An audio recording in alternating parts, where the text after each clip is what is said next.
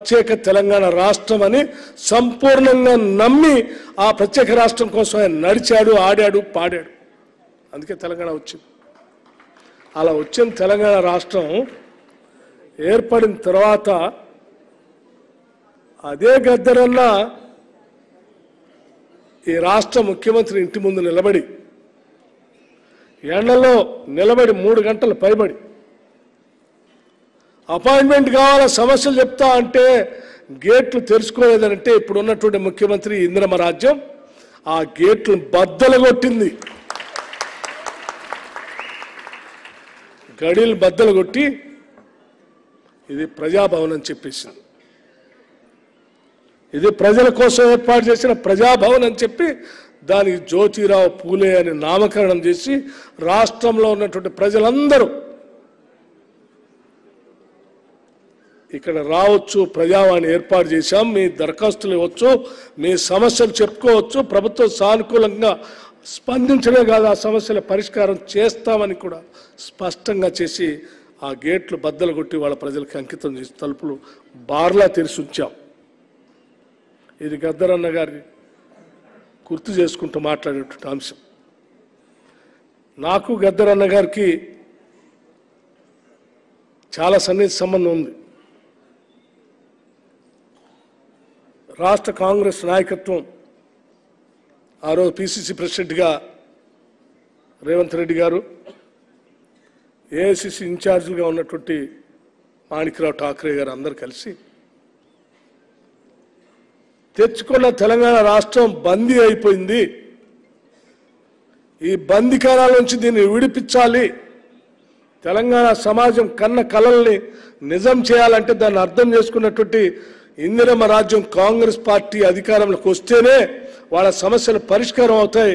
ఆ సమస్యల పరిష్కారం కోసం వాళ్ళ కోసం మనం ఇందిరమ్మ రాజ్యాన్ని తీసుకొని రావాలి. ఈ రాష్ట్రంలో కాంగ్రెస్ పార్టీ కోసం కాదు, ఈ రాష్ట్ర ప్రజల కోసం మనం కాంగ్రెస్ ప్రభుత్వాన్ని ఇందిరమ్మ రాజ్యాన్ని తీసుకొని రావాలని చెప్పి ఒక ఆలోచన చేసి కార్యక్రమాన్ని చేపట్టాం. ఓ పక్కన ముఖ్యమంత్రి గారు, ఇప్పుడున్నటువంటి ముఖ్యమంత్రి గారు పిసిసి ప్రెసిడెంట్గా సభలు సమావేశాలు పెద్ద ఎత్తున పెట్టుకుంటూ వారు ప్రయత్నం చేస్తూ ఉంటే సిఎల్పి లీడర్గా నన్ను ఆదిలాబాద్ నుంచి ఖమ్మం వరకు పాదయాత్ర చేయమన్నప్పుడు గద్దరన్న ఆ పాదయాత్రకు నామకరణం చేసింది ఆయనే. పీపుల్స్ మార్చ్ అని పేరు పెట్టింది ఆయన. దానికోసం పాట రాసింది ఆయనే. వయసు సహకరించకపోయినా తన జీవితం మొత్తం అడవిలో ఉన్నటువంటి బిడ్డల కోసం, అణగారిన వర్గాల కోసం, అసమానతతో ఇబ్బంది పడుతున్నటువంటి ప్రజల కోసం నా జీవితం మొత్తం అంకితం చేశాను. చివరి దశలో ఉన్నాను. ఒక్కసారి వాళ్ళందరినీ కలిసి పలకరించాలి. నేను ఎక్కడెక్కడో మారుమూలలో ఉన్నటువంటి అడవి ప్రాంతాల్లో ఉన్న గూడెలు నేను అజ్ఞాతవాసం అక్కడ ఉండి పనిచేశాను. వాళ్ళని కూడా కలవాలి, నీ పాదయాత్రలో నేను కూడా నడుచుకుంటూ వస్తాను అక్కడి నుంచి అని చెప్పి అక్కడి నుంచి పాపం ఖమ్మం వారికి నడిచారు. వారు కూడా ఆరోగ్యం సహకరించిపోయిన మండుటెండలు కలిసిన పరిస్థితి దగ్గర పాత జ్ఞాపకాలు, ఆయన పాడిన పాటలు, ఆయన కలిసిన స్నేహితులు, ప్రజలు చెప్పిన సమస్యలు అన్నీ చెప్తూ ఒక మాట చెప్పాడు మా అందరికి. ఆనాటి కాంగ్రెస్ ప్రభుత్వాలు తెలంగాణ రాష్ట్రంలో ఉన్నటువంటి ప్రజల సమస్యలు పరిష్కారం చేయాలంటే చర్చల కోసం నక్సలైట్లను చర్చలో పిలిస్తే ఆ చర్చల్లో అందరు చెప్పింది ఒకటే, భూమి సమస్య చెప్పారు.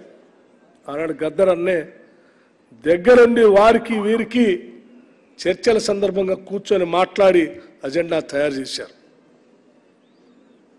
ఆ అజెండాని రేపు ఇందిరమ్మ రాజ్యం వస్తే మీరు పంచినటువంటి ప్రభుత్వ భూములు ఈ రాష్ట్రంలో ఉన్నటువంటి లక్షలాది మంది నిరుపేద ప్రజలకి కొన్ని లక్షల ఎకరాలు ఆనాటి ప్రభుత్వాలు పంపిణీ చేశాయి.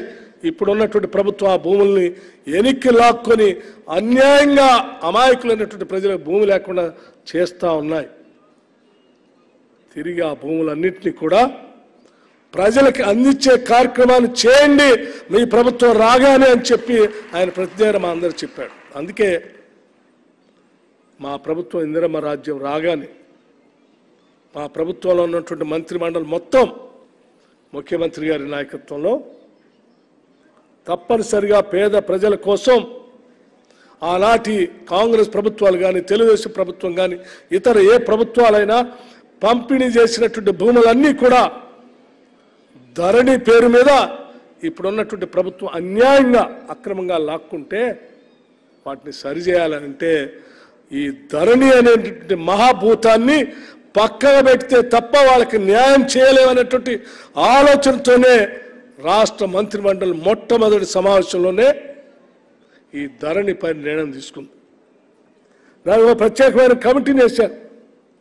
ఆ కమిటీ ద్వారా ఈ రాష్ట్రంలో పేదలకి బడుగు బలహీన వర్గాలకి అనేక దశాబ్దాలుగా ఉద్యమాల ద్వారా వచ్చిన హక్కుల ద్వారా చట్టాలుగా ఏర్పడి ఆ చట్టాల ద్వారా వచ్చిన భూములను కాపాడటం కోసం ఈరోజు ధరణిని ఆ సాఫ్ట్వేర్ని పక్కన పెట్టి సరిచేసి ఆ ప్రజలందరికీ న్యాయం చేయాలన్నటువంటి ఆలోచనతో ఈరోజు రాష్ట్ర ప్రభుత్వం ముందుకు పోతుందని కూడా చాలా స్పష్టంగా చెప్తా ఉన్నాం.